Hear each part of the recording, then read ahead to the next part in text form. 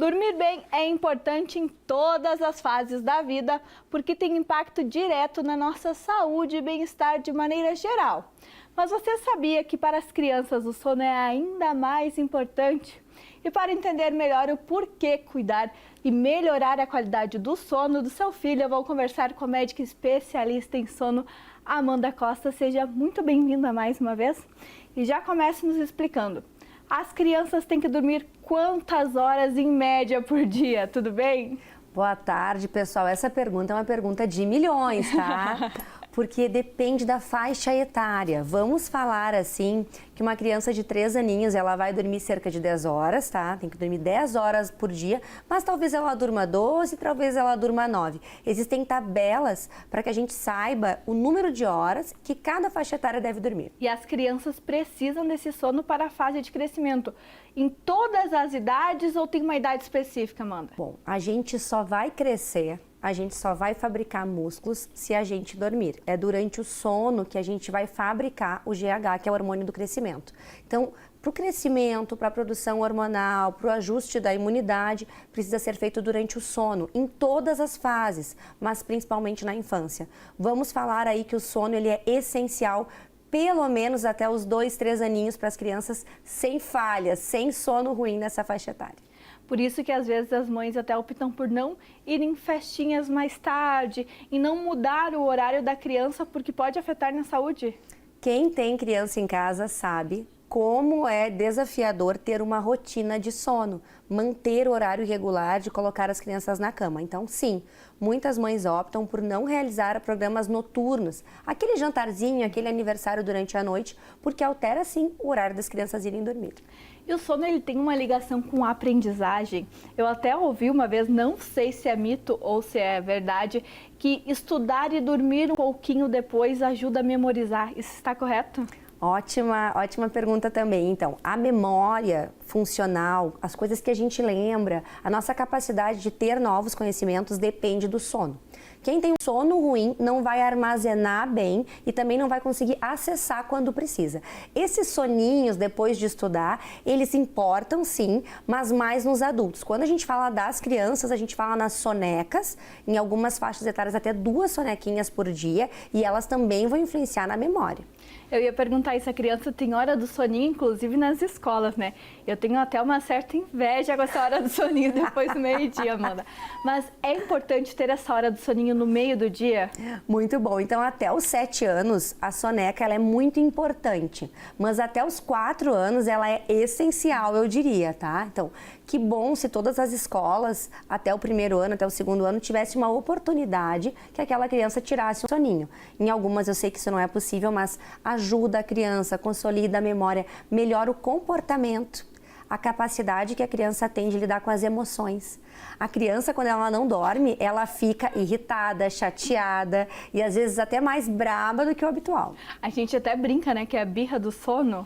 Exatamente, existe essa birra do sono? Existe sim. O comportamento imaturo, que é essa birra que a gente fala, ele se acentua quando a criança dorme mal à noite ou quando ela começa a chegar próximo ao horário do sono dela e não consegue dormir. E o distúrbio do sono existe nas crianças também? Como a gente pode perceber que elas estão tendo esse distúrbio? Nós temos mais de 33 distúrbios do sono e infelizmente eles não vão poupar as crianças. Nós temos uma divisão grande dos distúrbios. Podem ser respiratórios, podem ser de movimento, pode ser de comportamento durante o sono. As crianças, elas são atingidas pela maior parte dos distúrbios. Elas podem roncar, parar de respirar, dormir de boca aberta, movimentar as pernas, falar enquanto dorme. Tudo isso é distúrbio do sono. Eu falava muito quando era criança, contava histórias enquanto eu dormia. Então era um distúrbio do sono já. É uma parassonia, o nome é parassonia, e pode ser que seja um sonambulismo se tu caminhar. Não caminhava. Ou pode ser que tu só conversava, é o sonolóquio, quem conversa durante a noite. E as crianças, muitas vezes, elas se seguram mesmo com sono, elas se seguram acordadas, elas ficam fazendo a birra, mas não se entregam ao sono. Por que isso acontece? Porque para a gente aprender a dormir, depende de uma maturidade cerebral. Então, às vezes, os nossos filhos, as crianças que a gente convive, elas ainda não têm maturidade, independência, autonomia do sono. Tu sabe que eu nunca vi uma mãe pegar uma criança de 3 meses e tentar dar comida para ela. Ela sabe que isso está errado. Mas eu vejo mães que pegam os bebezinhos bem pequenininhos e querem fazer com que eles durmam no horário que elas querem. Então, às vezes, não tem maturidade. A criança ela precisa amadurecer o cérebro dela para começar a dormir de forma independente. É claro que a família pode ajudar nisso. E como a gente pode ajudar nisso? Tem alguma fase que acontece? Mágica! O primeiro estímulo é o claro e o escuro. Então a gente tem que expor as crianças durante o dia ao claro e durante a noite ao escuro. O que quer dizer que televisão, celular, iPad, tudo isso atrapalha o ciclo biológico da criança. Outro passo importante são os horários regulares. Aquela família, às vezes, vive uma vida um pouco desregulada. Para a criança é fundamental o horário regular. O mesmo horário de dormir antes das 9 da noite é muito importante para a criança. O outro ponto é observar o sono das crianças. Existem crianças que babam à noite, dormem de boca aberta, se movimentam igual um relógio, reviram as cobertas. Isso não é normal. Isso tem que ser investigado.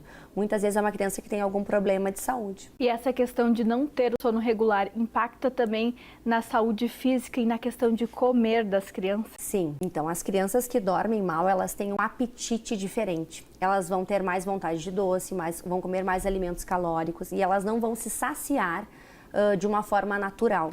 Então, a obesidade, ela também está ligada nas crianças que não dormem. A gente já sabe isso. Principalmente em crianças que vão dormir tarde, com horários irregulares e filhos de pais obesos. Nossa, uma coisa leva a consequência da outra. E essa questão de celular de noite, você mesmo comentou que atrapalha. Como o pai que está nos assistindo pode começar aos poucos tirar? Porque eu sei que é difícil tirar do dia para a noite. Hoje já não vou mais deixar olhar TV. Tem como ir começando aos pouquinhos? Eu acho que uma regra importante é não usar celular em menores de 2 anos. Acho que isso a gente tem que falar, isso é verdadeiro, tá? A gente sabe que menor de 2 anos não deve usar celular.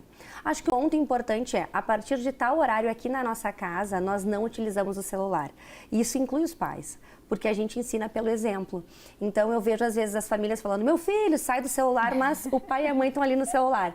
Então eu acredito que uma regra para casa do tipo, quando nós formos jantar, a partir desse momento, celular, iPad, televisão, a gente vai desligar e nós vamos fazer outras estratégias. Talvez de uma forma gradual ou talvez estimulando outras atividades interessantes também. Mas, sem dúvida, o celular antes de dormir, ele é uma fonte de dificuldade para dormir.